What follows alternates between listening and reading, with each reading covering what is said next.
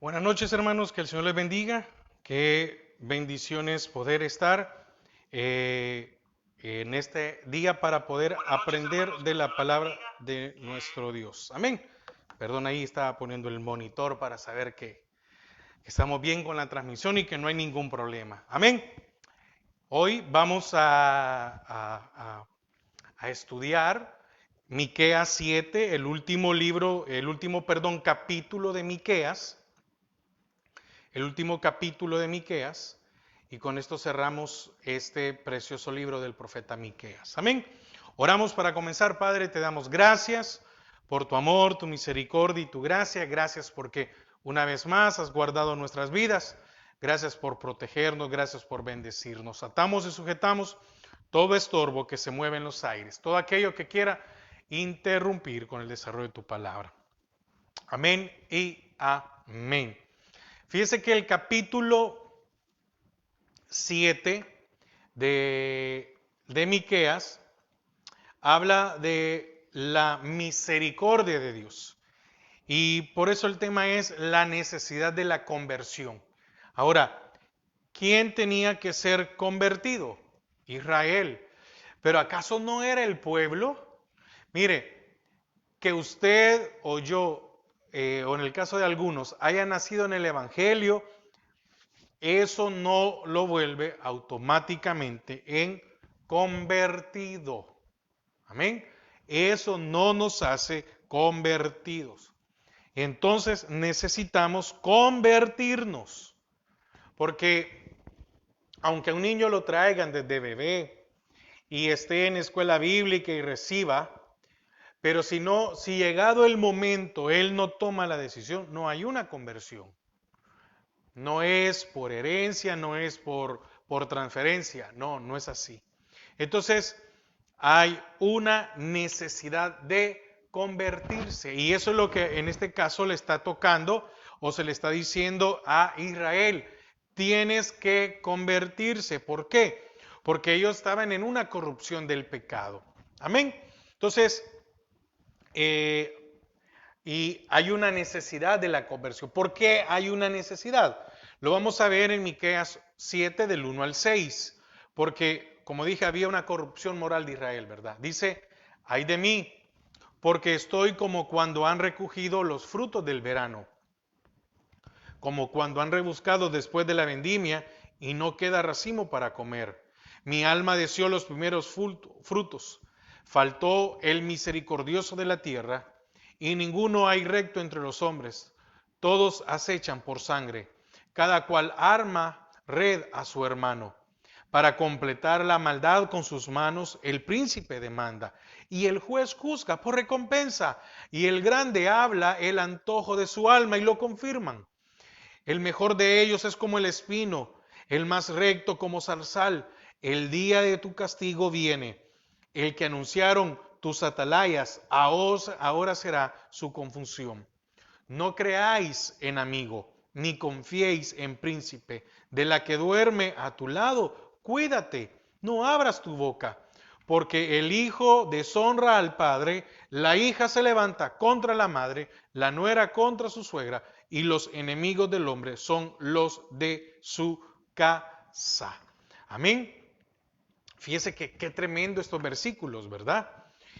Porque aquí el pueblo eleva su lamento. La palabra hay que hay aquí es muy peculiar. Fíjese que solo aquí y en Job 10:15 aparece en la Biblia la palabra hay, que en hebreo quiere decir vacío o hueco, lo que quizás expresa sentimientos de vanidad o inutilidad. Ay de mí, no es de dolor, sino que vacío o hueco, vanidad o inutilidad, porque hay de mí y hay, ahora, inutilidad. Si ocupamos el inutilidad, ¿qué dice? Porque estoy como cuando han recogido los frutos del verano, como cuando han rebuscado después de la vendimia y no queda racimo para comer. Mi alma deseó los primeros frutos. Entonces, es comparable al estado del huerto o viña al finalizar el verano. ¿Por qué? porque ya no queda nada, aún rebuscando. Cuando ya se recogió todo y alguien va a buscar, ya no hay. Porque ya se cosechó todo lo que se había sembrado. Habla de una situación que es desesperante y merece un ay, una exclamación de inutilidad. Porque por más que vaya a buscar, no va a encontrar. Entonces es una inutilidad porque se pierde el tiempo. Es una inutilidad porque se desgasta, se pierden fuerzas. Y fíjese que los versículos 2 y 3, porque empieza el 2, falta el misericordioso de la tierra y ninguno hay recto entre los hombres. Nos detallan más específicamente la situación. Ya no hay ni un solo piadoso. Ahora, la palabra hasid en hebreo tiene una variedad de conceptos. Puede ser misericordioso o dedicado. Y el verbo más bien significa refugiarse y por lo tanto confiar en Dios. De falta el misericordioso es falta el refugio de la tierra. Y después dice, y no hay ningún recto entre los hombres. Amén. Entonces es muy importante, ¿verdad? Entonces, también dice, no hay recto entre los hombres. Dice, y ninguno hay recto entre los hombres. Qué increíble, ¿verdad? Tampoco hay recto. Solo déjeme un momento, por favor. Recto aquí es yazar, palabra que en hebreo quiere decir justo o derecho, lo opuesto de perverso. Entonces, si dice aquí, y no hay ningún recto entre los hombres, ¿qué quiere decir? Todos son perversos. Entonces, dos veces se menciona en el Antiguo Testamento esto de los rectos que hacen, ¿cómo se llama? Referencia. Josué 10:13 y segundo libro de Samuel 1:18. Ahora, también en los versículos 2 y 3 explican sus acciones. Desde el menor hasta los líderes y los príncipes. ¿Por qué? Porque fíjese que dice, volvamos a leer otra vez, faltó el misericordioso en la tierra y no hay recto, y ninguno hay recto entre los hombres, todos acechan su sangre, cada cual arma su red a su hermano para completar la maldad con sus manos. Desde el menor hasta el más grande, ¿verdad? Es decir, hasta los líderes principales. El príncipe demanda y el juez juzga por recompensa y el grande habla el antojo de su alma y lo confirman. Entonces se ve que el corazón del problema es el problema del corazón, porque cuál es su pensamiento, tal es él. Proverbios 23:7. Amén. No está confuso, el corazón del problema es el problema del corazón. Entonces, el deseo, la vanidad, la envidia, ¿cómo decir? ¿Qué palabra utilizar? La avaricia. Amén. Entonces, ¿qué pasó con esto? ¿A qué lo llevó? Los que tenían poder, recurso, hacían alianzas para conseguir sus fines. Entonces, y aquí dice, para completar la maldad con sus manos. Aquí es una palabra que dice retuercen, es decir, realmente quiere decir trenzar o entretejer.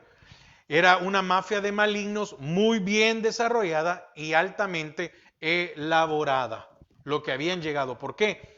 Habla del príncipe, habla del juez y habla del grande. Versículo 4. El mejor de ellos es como el espino. Oiga, se les compara con la espina y el zarzal. Amén. Como el espino más recto, como zarzal. El día de tu castigo viene, el que anunciaron tus atalayas, ahora será tu o su confusión. Ahora, fíjese que hay algo muy importante. Algunos han identificado una de estas plantas, Hedek, es decir, una espina, y algunos la comparan con aquellas espinas que le pusieron a Cristo, allá en Juan 19:1. Estas tienen flores diminutas y rojas, bonitas como varios de los zarzales, un tipo de planta, pero hieren y lastiman, y estos no tienen fruto. Eso es lo que está llamando, que puede ser que tenga la flor, pero al final hace daño, ¿verdad? ¿Por qué? Porque hieren y lastiman. Entonces, los que habían proclamado el castigo, los que se habían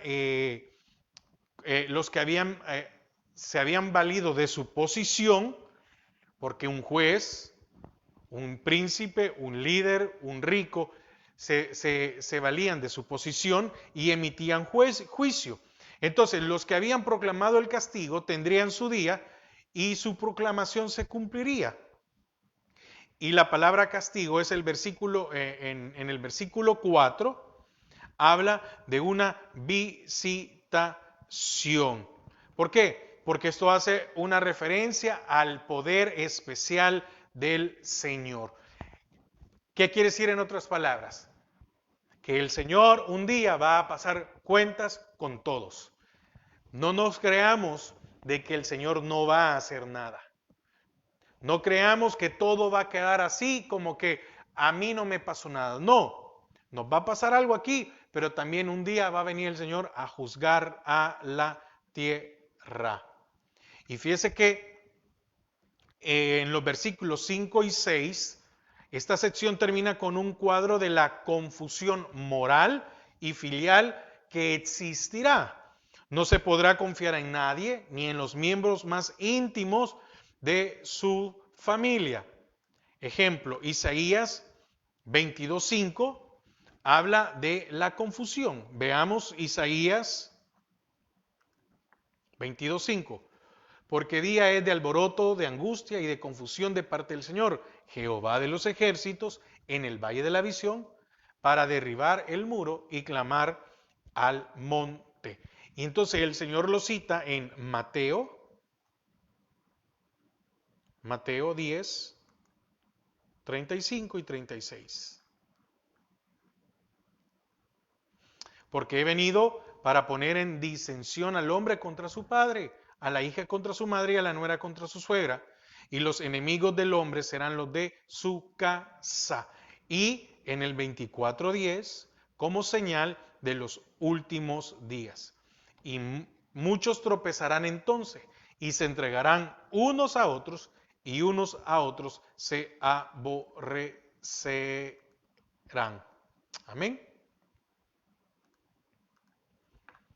Entonces, qué tremendo, ¿verdad? Entonces, no es algo que da gozo cuando existe tanta desconfianza y abundan las sospechas. Imagínese lo que dice aquí en Miqueas 7, ¿verdad? De la que duerme a tu lado, cuídate. No abras tu boca, no creáis en amigo, ni confiéis en príncipe. Porque el hijo deshonra al padre, la hija se levanta contra la madre, la nuera contra su suegra, y los enemigos del hombre son los de su casa. Entonces, nada es seguro y nadie puede fiarse de nadie como amigo. Es una condición muy triste. Ahora, ¿por qué es necesario convertirse? Porque la corrupción del pecado ha llevado a esta situación. ¿Cómo se llama? Es todo lo contrario cuando viene la conversión a la vida del creyente.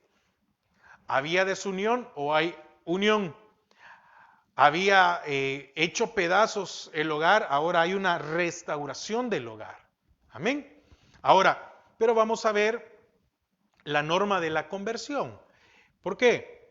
Porque esto lo vemos del versículo 7 al 17. Oiga lo que dice.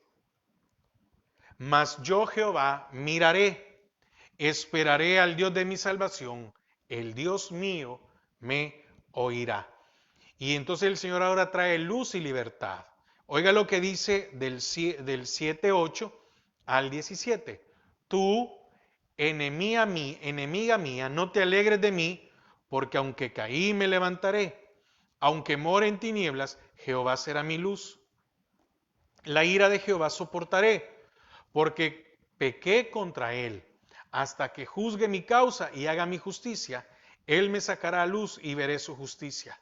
Y mi enemiga lo verá y la cubrirá vergüenza. La que me decía, ¿dónde está Jehová tu Dios? Mis ojos la verán. Ahora será hollada como lodo de las calles. Viene el día en que se edificarán tus muros. Aquel día se extenderán los límites. En ese día vendrán hasta ti desde Asiria y las ciudades fortificadas. Y desde las ciudades fortificadas hasta el río, y de mar a mar, y de monte a monte. Y será asolada la tierra a causa de sus moradores por el fruto de sus obras. Y viene una compasión de Jehová por Israel. Pero vamos a quedar hasta aquí ahorita, el 13. Entonces, la clave aquí es mirar y esperar sabiendo que Dios oirá. ¿Qué quiere decir esto? Que a pesar de todo lo que iba a venir a Israel, iba a venir un tiempo de restauración. No iban a quedar allí, iban a salir de la cautividad. Y aún aquellos muros que habían sido destruidos iban a ser reconstruidos.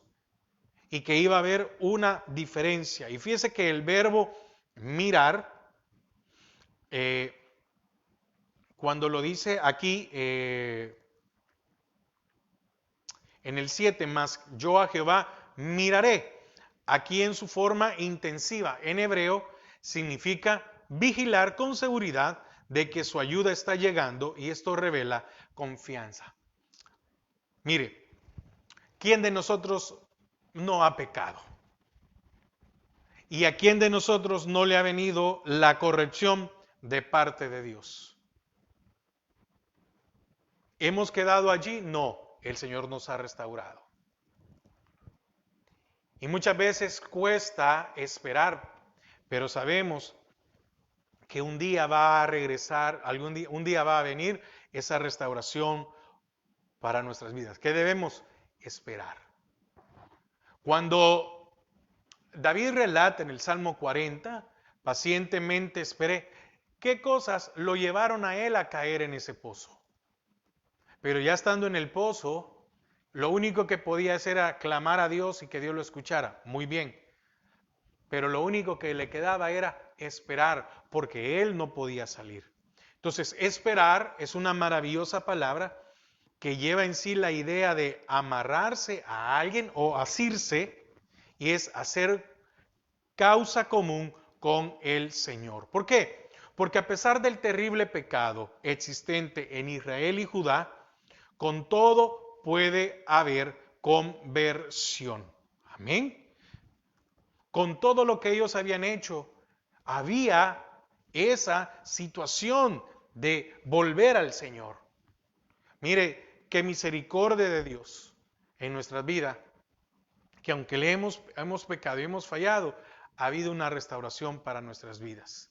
Dios escucha y mira al que es humilde y contrito de espíritu y que tiembla ante su palabra, así como lo dice Isaías 66:2. Se observa otra vez que al usar la primera persona singular, Miqueas se identifica con el pueblo, mas yo a Jehová miraré. Se está poniendo en la posición del pueblo. Esperaré al Dios de mi salvación. El Dios mío me oirá. Se estaba uniendo, pero estaba como poniéndose en representación de aquel pueblo que había entendido de que todo lo que había venido era ¿por qué? Para su corrección, y ahora había una oportunidad de su cambio. Amén.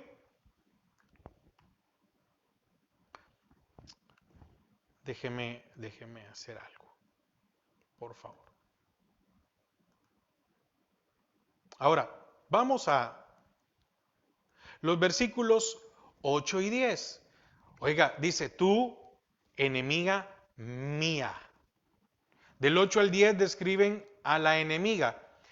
Ahora, lo dice en femenino, que se refiere a una nación enemiga de Israel y Judá. ¿Por qué se ocupa el femenino? Porque está haciendo referencia a otra nación. Amén. Entonces, y aquí en particular a Asiria, que fue su gran enemigo en este tiempo, que siempre se acreditaba sus victorias al gran poder de sus dioses. Eso está allá en Isaías 36, del 15 al 20, para que usted pueda leerlo. Amén. Entonces, ¿por qué ocupa femenino? Es porque se está refiriendo a una nación, no por otra cosa. Y en el versículo 10, oiga, y mi enemiga, es decir, esa nación Asiria lo verá y la cubrirá vergüenza, la que me decía, ¿dónde está Jehová tu Dios? Pero no es que a Dios le faltara poder en esta pregunta. No es que estaba preguntando porque a Dios ya no tenía poder, sino porque ¿por qué Dios ha permitido los azotes por el pecado de su pueblo? Esa era la situación. Cuando dice, ¿dónde está Jehová tu Dios? No es porque Dios haya perdido poder, no, era porque, bueno, porque permite que te azote. ¿Por qué permite que venga y que destruya? ¿Por qué permite que venga yo y me lleve todo lo que tú has hecho? Amén. A fin quien tendrá vergüenza no será Israel ni Judá, sino su enemigo. Esto sí revela la verdadera conversión. Amén. Mire qué importante, ¿verdad? Y fíjese que el versículo 8 dice, Jehová será mi luz. Note que la palabra luz aparece 2 veces en este versículo. Los judíos compartían sentimientos de santidad asociados con la luz. ¿Sí? ¿Por qué? Porque lo miraban como símbolo de la divinidad. Y Dios está vestido de luz, así como lo dice el Salmo 104:2. Amén. Pero se le estoy dejando las citas porque tenemos mucho material para estudiar. Ahora, los versículos 11 al 13 siguen dándonos el cuadro profético del día cuando Dios restaurará a su pueblo. Dice 11 de Miqueas 7, viene el día en que se edificarán tus muros. Aquel día se extenderán los límites. En ese día vendrán hasta ti desde Asiria y las ciudades fortificadas. Y desde las ciudades fortificadas hasta el río, y de mar a mar y de monte a monte. Y será asolada la tierra a causa de sus moradores por el fruto de sus obras. Entonces, es cierto que sus muros se volvieron a edificar en los tiempos de Nehemías, 445 años de Cristo, pero se ve claramente que esta profecía no se ha cumplido todavía. Se cumplirá plenamente cuando el Señor venga y venga a instaurar su reino. ¿Por qué razón? Volvámoslo a leer otra vez. Viene el día en que se edificarán tus muros, aquel día se extenderán los límites. ¿Y ahora qué problema tiene Israel? Problemas de límites. Y dice, en ese día vendrán hasta ti desde Asiria y las ciudades fortificadas, desde las ciudades fortificadas hasta el río y de mar a mar y de monte a monte. Y será asolada la tierra a causa de sus moradores por el fruto de sus obras. Amén. Dice que sus antiguos límites serán restaurados. Esto está en Ezequiel 47 del 13 al 20. Y la gente dispersa en su cautividad volverá de Asiria, Egipto y Babilonia, los 3 países donde Israel y Judá fueron llevados. La palabra es muy clara con estas aseveraciones. Por ejemplo, Isaías, que fue contemporáneo de Miqueas, lo dice en Isaías 27:12 e Isaías 43 del 5 al 7. Amén. También es un tema dominante de la profecía en Ezequiel 20:34. Pero cuando habla de que la tierra es un enemigo, será desolada, una vez más vemos la salvación y juicios contra aquellos que han hecho lo malo ante los ojos de Dios. Amén.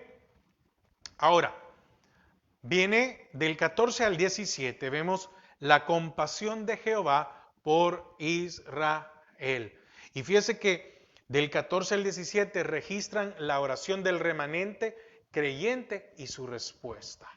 Dice 14 al 17, apacienta tu pueblo con tu callado, el rebaño de tu heredad, que mora solo en la montaña, en campo fértil.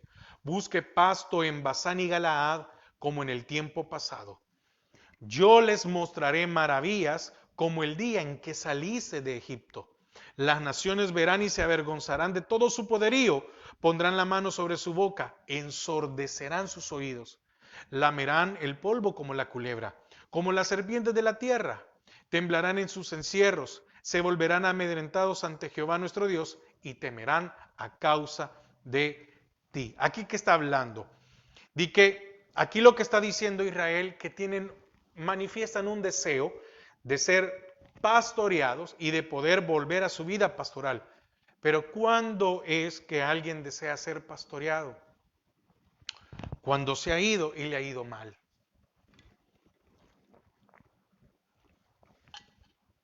Cuando alguien desea ser pastoreado, cuando ya no hay alguien que ore por usted, o le dé un consejo, o tenga compasión de su condición.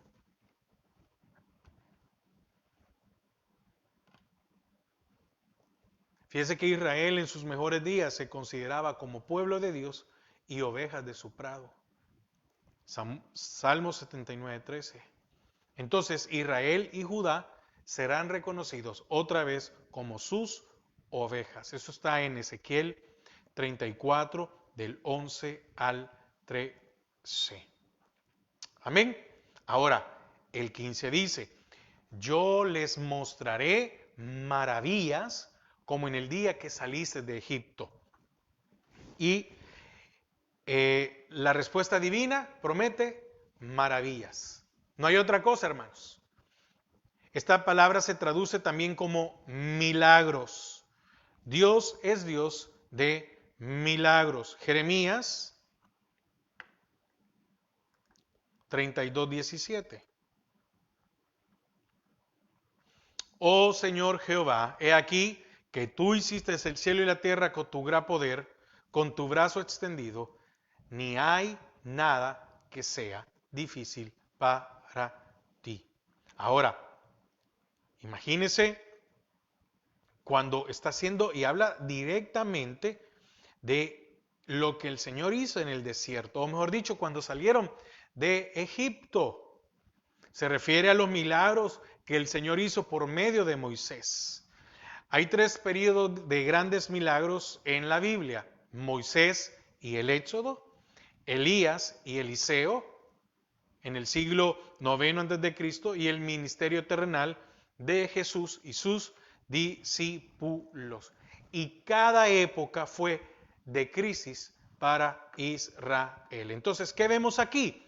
Vemos que habrá una época de más grandes maravillas. Será cuando Cristo venga de nuevo y que su pueblo Israel sea restaurado en paz en su tierra. Amén. Todo esto traerá para los enemigos de Israel lo que se ve en los versículos 16 y 17. Las naciones verán y serán avergonzadas, y se avergonzarán de todo su poderío, pondrán la mano sobre su boca y ensordecerán sus oídos, lamerán el polvo como la culebra, oiga, como las serpientes de la tierra, temblarán en sus encierros, se volverán amedrentados ante Jehová nuestro Dios y temerán a causa de ti. Entonces, la manifestación del poder de Dios arroja sus resultados sobre las naciones que no han querido creer en Él. Serán confundidos o serán avergonzados. Además, pondrán la mano sobre la boca. ¿Y esto qué es? Es una indicación de asombro y admiración. Jueces 18:19 y Job 21:5. A la vez, sus oídos se ensordecerán, sea voluntariamente por su deseo de no oír más o por el trueno de su poder, como también lo dice Job 26:14. Amén. ¿Qué más? Bueno, lamerán el polvo, el 17, como la culebra, es decir, se arrastrarán como la serpiente, que no es sino otra figura bíblica de humillación y abatimiento. Salmos 72:9.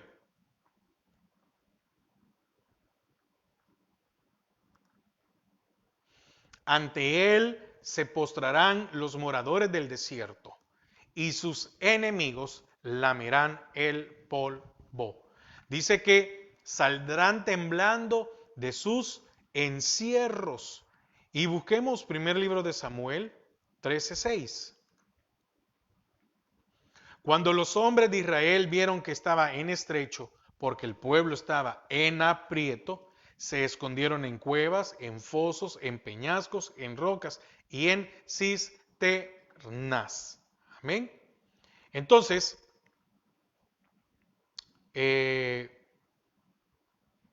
dice, temblarán en sus encierros. Entonces, es una frase que tiene dos posibles interpretaciones. O saldrán llorando con miedo o temblando con su terror a Jehová y con el deseo de invocar misericordia. Así como lo dice Oseas 3:5. Después volverán los hijos de Israel y buscarán a Jehová su Dios y a David su rey y temerán a Jehová y a su bondad en el fin de los días. De todas maneras, no encontrarán lugar para o donde pararse. Amén. Entonces, el Señor va a venir a pasar cuentas muy, muy grandes y severas de la condición de aquellos pueblos. Mire, qué bendiciones que usted y yo hemos conocido de Él. Es inmensamente. Y fíjese que del versículo 18 al 20, los últimos 3 versículos del capítulo, habla de la misericordia de Dios. Y aquí hay algo muy importante porque hay una nobleza de la conversión. Oiga cómo empieza el 18. ¿Qué Dios como tú que perdona la maldad? Ya vamos a ir viendo cada parte de esto. Y olvida el pecado del remanente de su heredad. No retuvo para siempre su enojo, porque se deleita en misericordia. Él volverá a tener misericordia de nosotros. Sepultará nuestras iniquidades y echará en lo profundo del mar todos nuestros pecados. Cumplirás la verdad a Jacob y a Abraham la misericordia que juraste a nuestros padres desde tiempos antiguos. Entonces, esta última parte comienza con una pregunta. ¿Qué Dios hay como tú? ¿Y qué significa Miqueas? ¿Quién como Jehová? La pregunta es retórica, porque la respuesta es nadie. No hay nadie que se pueda comparar a nuestro Dios. Pero puesto que Satanás aspira a hacerse como Dios, sus seguidores preguntan, ¿verdad? En Apocalipsis 13:4, ¿quién es semejante a la bestia? Fíjese que ahí hay un atrevimiento muy grande, ¿verdad? Porque hay un solo Dios. No hay más.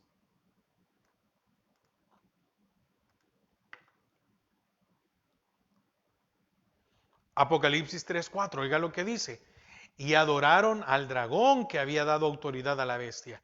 Y adoraron a la bestia diciendo, ¿quién como la bestia? ¿Y quién podrá luchar contra ella?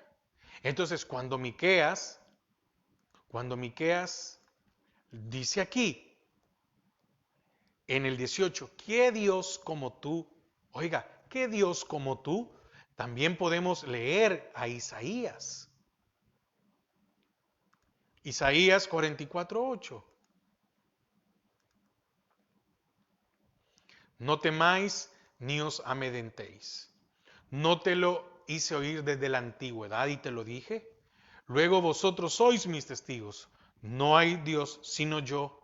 No hay fuerte. No conozco ninguno. Amén. Entonces, Usted y yo tenemos las pruebas de esto en los últimos versículos del libro. Amén. Es notable que el libro comienza con el Señor Jehová en su santo templo, testificando contra su pueblo pecaminoso, como lo dice Miqueas 1:2, y termina con la provisión de Dios para el perdón de su pecado. Fíjese que el libro comienza señalando lo que ellos habían hecho. Pero ¿cómo termina el libro? Con la misericordia, con el perdón de pecados.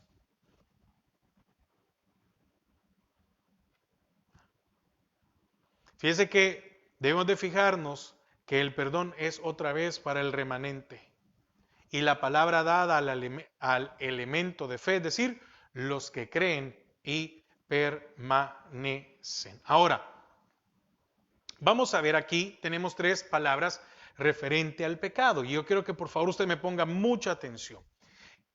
Que Dios, como tú, que perdona la maldad y olvida el pecado del remanente de su heredad, no retuvo para siempre su enojo, porque se deleita en misericordia. El 19. Él volverá a tener misericordia de nosotros, sepultará nuestras iniquidades y echará en lo profundo del mar todos nuestros pecados. Ahora, vemos aquí que habla de maldad. La palabra es maldad, viene de abón, así como lo lee, abón, a.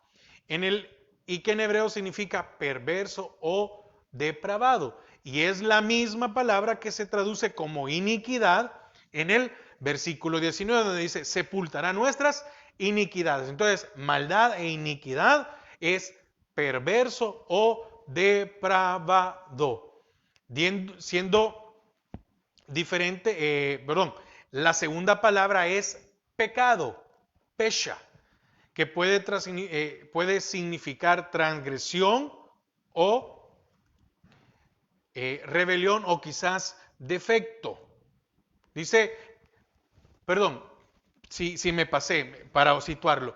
¿Quién es Dios? ¿Qué Dios como tú que perdona la maldad? Y es la misma iniquidad del 19. Maldad es perverso o depravado. Y olvida el pecado, que puede significar transgresión, rebelión o quizás defecto.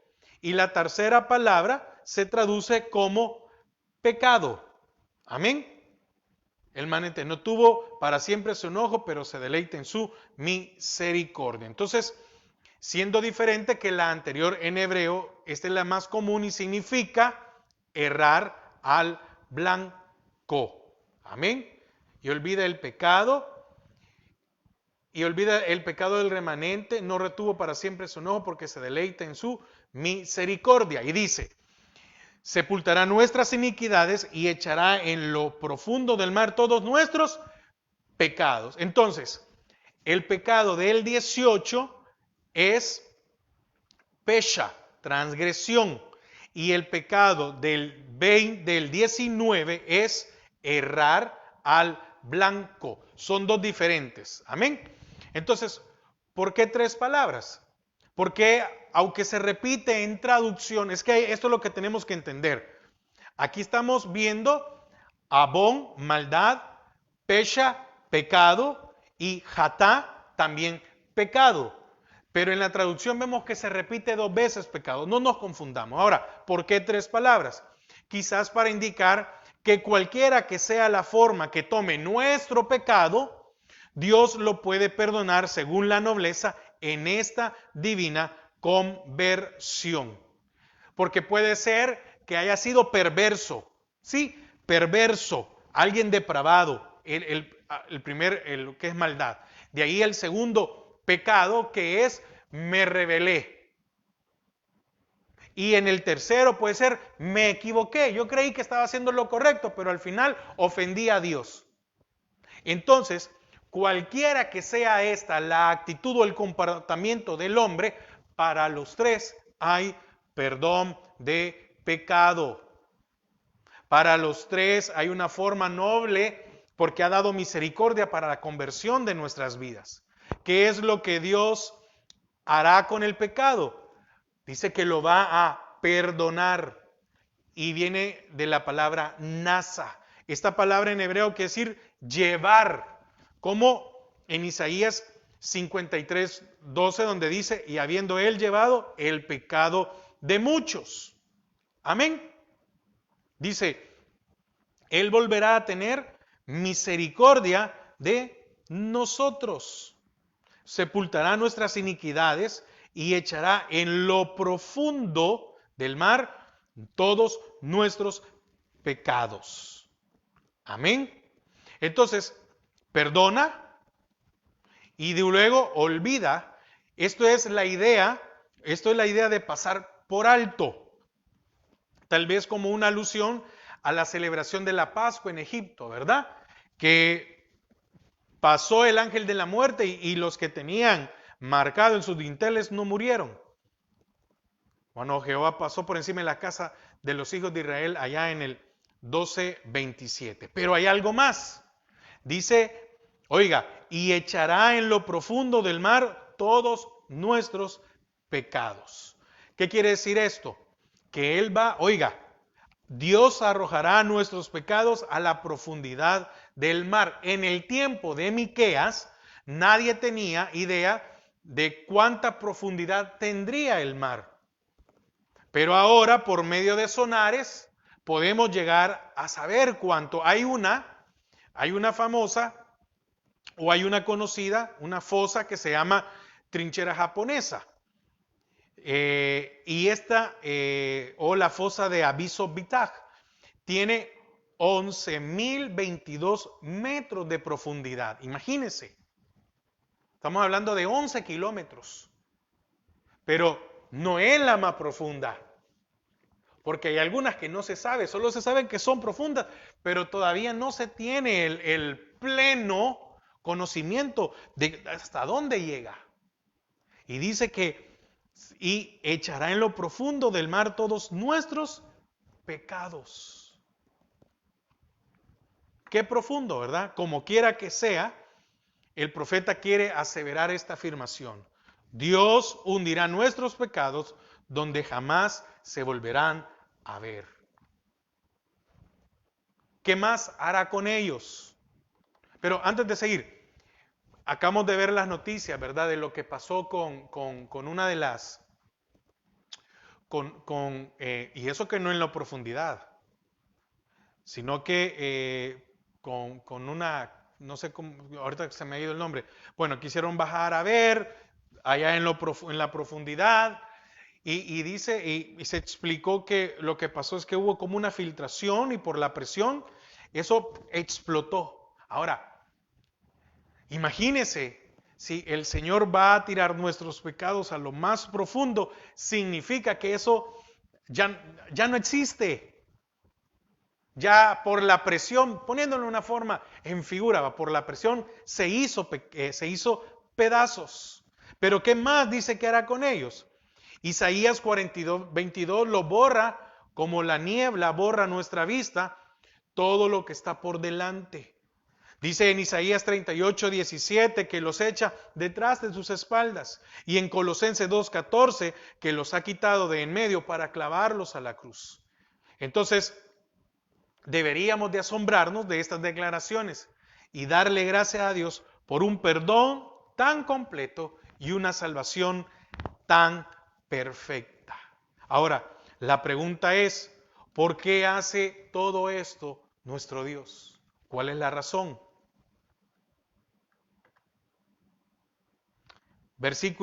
La última línea del versículo 18. Porque se deleita en la misericordia. Porque se complace. Porque el hacer misericordia es su deleite. Uno de los nombres que Dios dará a Sión será Hetzibá, según Isaías 64:2. Y Miqueas dice que Dios se complace, es decir, Jafetz, en amor misericordioso. Y también, oiga, y el 19 dice, Él volverá a tener misericordia de nosotros, se compadece de nosotros. A veces se usa una forma de estas palabras refiriéndose a la mujer y al fruto de su vientre, es decir, define un amor muy tierno y dispuesto al sacrificio. Porque qué cosa no hace una madre por su hijo. Muchas veces hay madres que han dado aún su vida por la de sus hijos. Entonces, cuando dice que Dios pisotea nuestras iniquidades, quiere decir que sujeta y vence lo que es nuestro enemigo. Como cuando Pablo dice en Romanos 24:7, ¿quién me librará de este cuerpo de muerte? Doy gracias a Dios por medio de nuestro Señor Jesucristo. Y el versículo 20 de Miqueas 7 dice, cumplirás la verdad a Jacob y a Abraham la misericordia que juraste a nuestros padres desde tiempos antiguos. Fíjese que este versículo 20 es citado por Lucas 1, 72 y 73. Busquémoslo.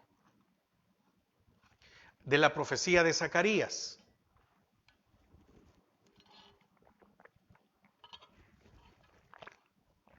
Para hacer misericordia con nuestros padres y acordarse de su santo pacto, del juramento que hizo a Abraham nuestro padre, que nos había de conceder. Bueno, se cree, ¿verdad? O de que eso es lo que está diciendo allí. Amén. Miqueas 7. Entonces, en este último versículo, en el 20, Miqueas emplea dos palabras traducidas, verdad y lealtad, o verdad y misericordia. Cumplirás la verdad a Jacob y misericordia de Abraham. Entonces, en el Salmo 85:10,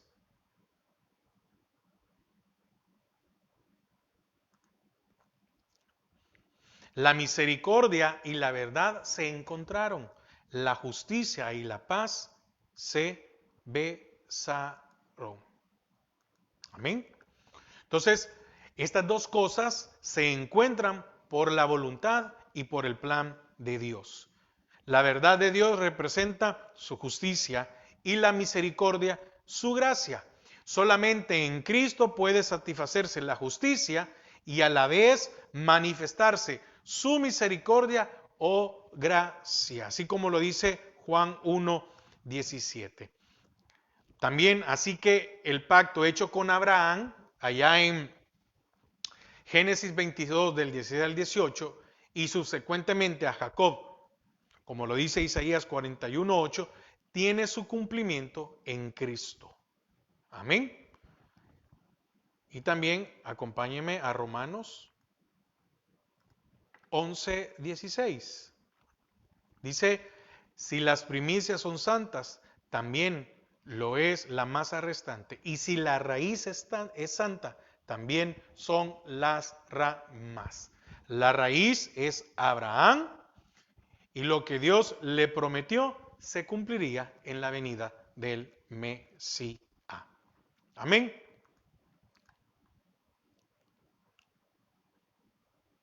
Fíjense que el evangelista Moody, un comentarista también, señala la diferencia entre las demandas de la ley y las virtudes de la gracia, entre la verdad y la justicia de Dios y su inmensa misericordia. Dice, cuando la ley descendió de Horeb, 3,000 hombres se perdieron. Bajo la gracia, en el día de Pentecostés, 3,000 fueron salvos. Cuando Moisés se acercó a la zarza ardiente, le fue mandado que se quitara los zapatos. Y cuando el hijo pródigo volvió a su casa, recibió zapatos nuevos para calzar sus pies. Mire, qué precioso, ¿verdad? ¿Cómo comienza y cómo termina este libro? Comienza con un juicio, señalando los pecados, pero termina con misericordia, con gracia, con perdón de pecados, con una conversión real y completa de nuestras vidas. Así que déjeme dar un resumen con respecto al libro de Miqueas. ¿Sí? Al principio había una pregunta, ¿verdad? ¿Cuál era el énfasis sobresaliente que se destaca en Miqueas para recordar este libro? Y a esta pregunta tendríamos que contestar de una manera certera. La encarnación del Mesías, que sería el gobernante de Israel, es decir, el Señor, como está allá en Miqueas 5:2. Y ese debe ser el enfoque, en ese es el enfoque de este libro, ¿verdad? No solo ese versículo es lo más importante, no, todo. Porque hermanos, hemos venido estudiando 7 capítulos más con la introducción, 8 estudios solo de Miqueas. Poder ir entendiendo, poder ir viendo el favor, la misericordia de Dios, también la desobediencia de Israel. La venida de este gobernante, es decir, del Mesías, sería una revelación del estado espiritual en que Israel se encontraba. Fíjese que no había lugar para ellos en el mesón. Describe la terrible realidad del pecado que denuncia o denunciaba Miqueas. Cada pecado del cual fueron culpables Israel y Judá comenzaba con esto. No había lugar para el gobernante de Israel en la vida de ellos. No había lugar. Muchas veces nosotros tenemos tiempo para todo, menos para el Señor. Además, Belén llenaba las condiciones necesarias para una identificación verdadera con la miseria y pobreza de Israel y Judá. El pesebre de Belén identificaba al Mesías con el más bajo de los niveles sociales. Incluso Belén, como pueblo, fue insignificante. Hermanos, muchas veces nuestro estado espiritual es insignificante, es mínimo. A tal punto que en el caso de Belén o de Efrata, Josué no lo registra entre los pueblos y las ciudades de Judá. Eso está en el libro de Josué 15. Nehemías tampoco lo incluye en su lista de pueblos de Judá después del cautiverio, Nehemías 11. Después de la encarnación del Mesías, no se volvió a mencionar. Pero cerca de allí nació Benjamín. En ese lugar murió Raquel, la esposa de Jacob. Entonces, este lugar fue sumamente importante para Jacob, el patriarca, y para Israel. También llamado Jacob, ¿verdad? Como lo dice Miqueas 3:1, que lo leímos, que lo hemos estudiado. Oíd ahora, príncipes de Jacob. Amén. Entonces, sería al final, Belén Efrata sería un lugar bien recordado al dar muerte a su pecado y vida nueva mediante la aparición del Salvador. Amén. Entonces, ¿cómo empieza el libro? Hablando de la condición espiritual. Tenían tiempo para todos, menos para el Señor. Y a pesar de todo lo que hicieron, ¿cómo termina el libro? Dando una oportunidad de conversión, dando una oportunidad de ponerse a cuentas, dando una oportunidad de volver de sus malos caminos. Muchas veces tenemos tiempo para cualquier cosa, menos para lo espiritual. Tenemos tiempo para hacer aún horas extras. Tenemos tiempo para hacer salidas. Tenemos tiempo para ir a comer con la familia, que no es malo, pero no tenemos tiempo para orar. Tenemos tiempo como para poder sentarnos y ver una película, pero no para hacer una lectura. Tenemos provisión para poder ir desplazarnos, pero no tenemos el tiempo y la dedicación para el Señor. Tenemos tiempo y vemos algo y le damos todas nuestras fuerzas, pero para cuando estamos en la iglesia no le damos ese tiempo, esa disposición, esa energía. Tenemos tiempo para poder, déjeme poner un ejemplo repetitivo, ver una película y que nos intrigue y no perderle el hilo, o ver una serie y saber cómo va. Pero cuando nos venimos a sentar al templo del Señor, nos dormimos. La misericordia de Dios está sobre nuestras vidas. que usted y yo las podamos valorar. Que usted y yo podamos ser adoradores, pero verdaderos adoradores, en espíritu y en verdad. Amén. Padre, te damos gracias a esta hora, porque una vez más, Señor, tú nos permites aprender más de ti. Gracias, Padre. Bendice a cada uno de mis hermanos y que tu amor y tu misericordia no se aparte. Amén y amén. Hermanos, que pasen feliz noche. Que el Señor les bendiga.